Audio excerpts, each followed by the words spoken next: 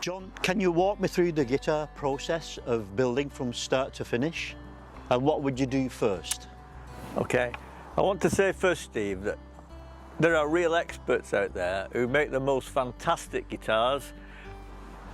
I'm still a beginner. After 6 years, I'm still a beginner. But anyway. To me, John, you're an expert. Okay, Steve. Right, okay.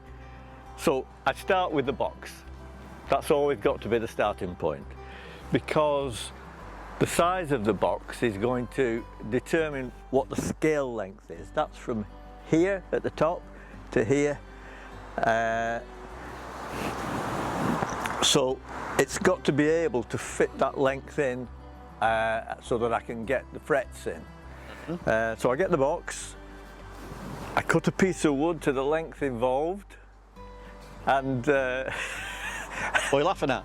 what am I laughing at? I know the camera can't see this, but he's fighting with the washing line. So I cut that. Then I spend hours and hours trying to shape the neck with a Japanese Shinto rasp. Oh. And once that's done, I fit the electrics and stuff into the box, and there's all sorts to do to shaping the top here and drilling for the machine heads, and then I just do a step at a time. It does take quite a long time to get a neck that's as near perfect as I can possibly get, because it can't have any bends in it. It's just got to be spot on. The thing to do after that is to fit the frets. And that's one of the most difficult little jobs that I need to do on a guitar. That's what scares a lot of people. In fact, a lot of people make cigar box guitars that are fretless, and they play them with a slide. Now, I'm not clever enough to play with a slide, but you know, I'd rather take some time and fit the frets myself. But that's one of the major things, because they've got to be in exactly the right position. Near enough won't do. It's got to be spot on, otherwise the guitar's out of tune.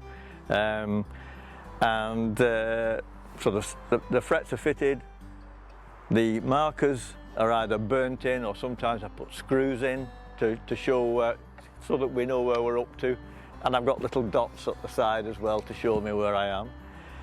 And then it's a matter of putting it together, and putting it together with an angle, a back angle, so that the action between the frets and the string are low enough to play well. And that's the final step, really. Oh, I haven't talked about all the oiling that goes on for ages and what have you, but that's generally the way it goes, and that's what takes 6 weeks. There's a lot of precision in building a guitar. You've got to be precise in many different areas. You've got to be pretty precise. The guys who are really good at this make truly beautiful pieces of artwork, and frankly, I think that's great.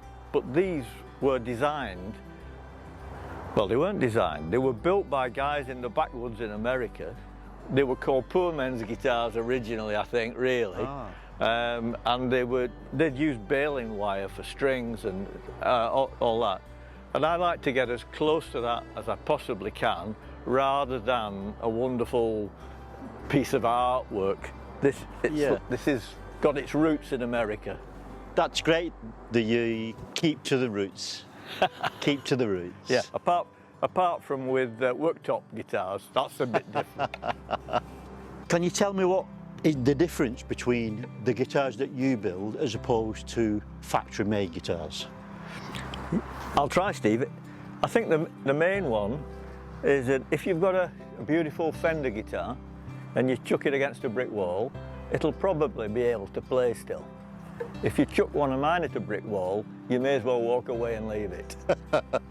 I'm afraid they're not as sturdy, I don't think, as factory-made guitars. But the next thing really is that because I'm using recycled materials all the time, I think there's just something great about that in a throwaway world. to actually reuse stuff that you find around about the place to make music with. I think there's something magical about that, and that's what really keeps me making the damn things. Yeah, I agree.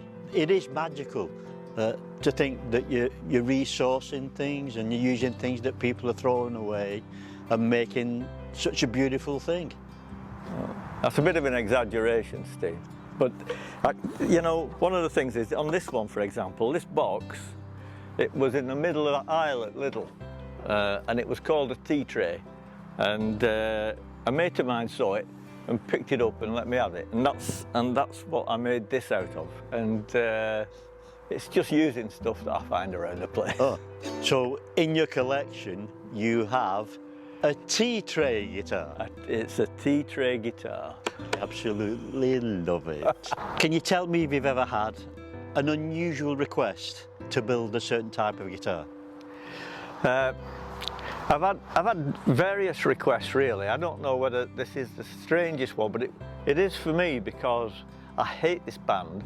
It was for an Iron Maiden guitar. Iron Maiden? Yeah, and I really don't like Iron Maiden at all. But anyway, and I also don't like making guitars for people specifically. I like just to find something that I want to do, make it, and if it sells, it sells, or people like it, they like it. As long as I like it, I'm happy. So, but this lady was a nice lady, and she wanted it for her son, so she said, would I do it for her?